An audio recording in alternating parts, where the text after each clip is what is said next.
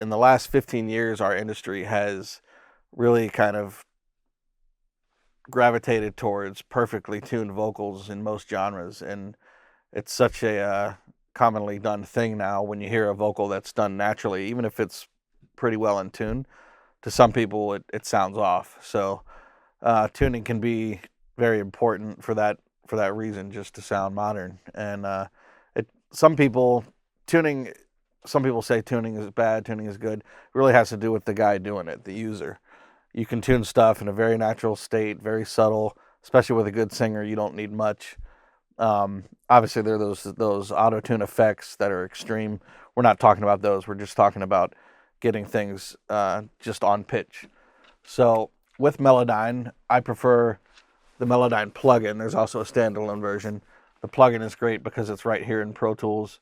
It's on. You put it on the track you're working with. You don't have to export anything. That's great. One thing that's important to know about Melodyne is that it records the track into its plugin, and it actually creates a new audio file on your hard drive. So you can't. You need to be conscious of where you place it. You don't want to place it, for instance, after a compressor, because it's going to record the sound of that compressor. And after you've recorded that vocal, when you go back to adjust your compressor, nothing's going to happen because it's no longer playing back the audio file. Let me show you a quick thing of what I mean. I like to have a little bit of music. Some people get distracted by drums and stuff. So if you just put in bass, which will have the tonic or grand piano, just something to give you a solid bass to listen to, so you're not just going by the lines when you're tuning. You make it musical. I have the whole track in here, but I like to lower it so I just kind of hear it in the background. So here's what we're going to do. We're going to track this vocal into Melodyne. We hit the track button there, hit play. So if love is just a metaphor for things they used to feel before the war. So I'm going to show you. Check this out. It's now no longer playing back from this audio file, and it's no longer playing this compressor. Check this out. So if love is just a metaphor, no change. And in fact, I can actually even delete this audio. Love is just a it's still there because it's playing back its new Melodyne generated audio file. So that's why you want to make sure Melodyne is the first plugin in the series. So now that it's there, now our compressors afterwards, actually don't need that, I'm going to get rid of it, but make sure the Melodyne is first and you won't have any problems. So now we're going to go back and transfer in the whole file. So if love is just a metaphor for things they used to feel before the warning signs came true and she got tired of you. Okay. The cool thing about this plugin is you can actually make the window as big or as small as you want. I like to make it, almost full screen. So let me go over the tools real quick. Actually zoom in so you guys can see this really easy. If you click and hold on the tools, they have drop-down tools. So you have the main, the hand, the zoom tool. The zoom 2, I always use it first so I can really get in there and see what I'm doing. And you'll see it's an XY axis that we're looking at. So left to right is our song, our timeline, and then up and down is our notes. So you can actually see what note they were intending shooting for, or where they landed. You have a formant tool. You can actually kind of make something sound a little more masculine or feminine. You have volume. So if a certain phrase jumps, you can jumps out real loud or something, you can actually tame that down rather than having to save it for a compressor or volume automation later. You have undo and redo, which is very helpful. And then you have time stretching with the rhythms, and I could do a whole 20 minutes on this, but if something's a little bit out of time, you can stretch it. It's very natural. It's one of the most natural time waveform manipulators I've actually ever used. It's very helpful to get things on beat, or if someone sung a note and they ran out of breath and they cut off early, you need to just extend it a little bit. It can be excellent for that. Let me undo here, put everything back where it was. Okay, so just as far as basic tuning to get started, we got our vocal transferred in, and we can see you want to go by the line. The line is the actual pitch. It actually shows the vibrato, everything. So you don't the blob is just kind of to show you the waveform, so you're not just staring at thin tiny lines. But you can see he peaks a little high and then goes a little bit flat. But the actual note, a lot of singers, they attack a note and they go a little bit sharp, and they rest into that note after the attack. So this is the actual pitch down here. So if we want it, sorry, we are on another feature, is you can lock pitches to a mode called snap and actually just change by whole notes. I mean, by whole steps. We don't want to do that. We want it to move freely. So you can hear it rising in pitch as I raise it. I kind of want to get an average between the attack he hit and the note he lands on, because it's so quick. It's not a long held out note. So if I go kind of right in the middle, right about there, you see our note line right here. It's an A. So that'll probably be perfect. And a lot of things, like this is some pretty deep vibrato here.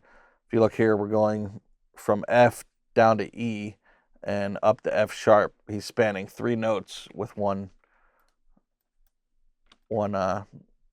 sung note here. So they have a tool here where you can reduce the modulation, actually lower the vibrato. So now he's, we're a little bit flat. We'll go back to the pitch tool, get him lined up. And now he's wavering with his vibrato up and down. Now it's more like a quarter step rather than, the huge 3 steps he was wavering before. And you just kind of go along your timeline, and I just like to nudge things. I don't like to flatten things out, to where they're robotic. If you do that, it's gonna sound like a robot. You don't want that.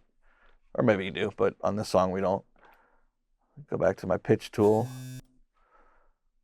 And if you got a good singer and he's fairly close and you just kind of nudge things, follow these lines, and it'll come across very natural, very nice. See here, he started flat and went sharp. So you just kind of go on through, and you'll get a handle for where to put everything. Another feature of Melodyne, which is really important, is the last tool here, which splits notes. So you see here, he actually does a run up to this note, and it contains about 3 notes. So we can, but for some reason Melodyne showed it as, they showed the line, but they'd only showed 1 blob, and we need the blob to be able to grab to move the pitches. So let's split that. You can see what it does. The blobs jump to the note that they represent. And there's even a little bit of a note here. So if I kind of get these all on their pitch.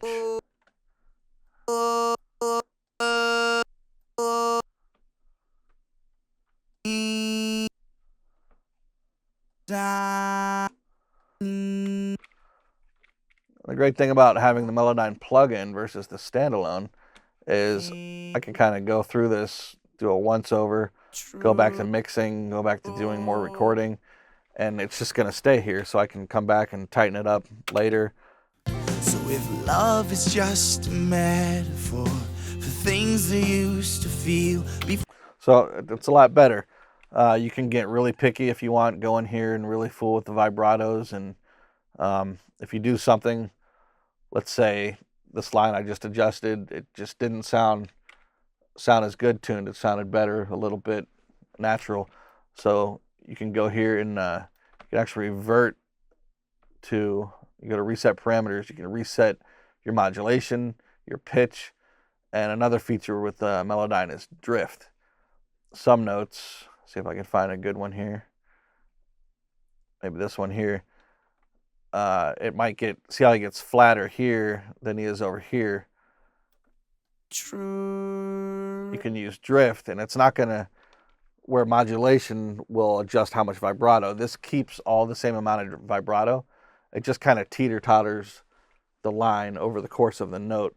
So if they start to go sharp at the end, you can teeter that back, and you can even get real specific in there, and you can split something and just work on one part. So if I split here, and then I want to pitch drift just this one line, I can do that. Also, you have corner adjustments for sliding. Slide down to that next note. You just go to the corner. It'll show you this kind of X-shaped icon, and that would be a very steep, abrupt step down, where that will glide more. So especially the genres like rock music, where a lot of singers glide into every note, and you don't want to get rid of that, as it'll sound very robotic. You might have to fool with those gliding parameters while you're tuning.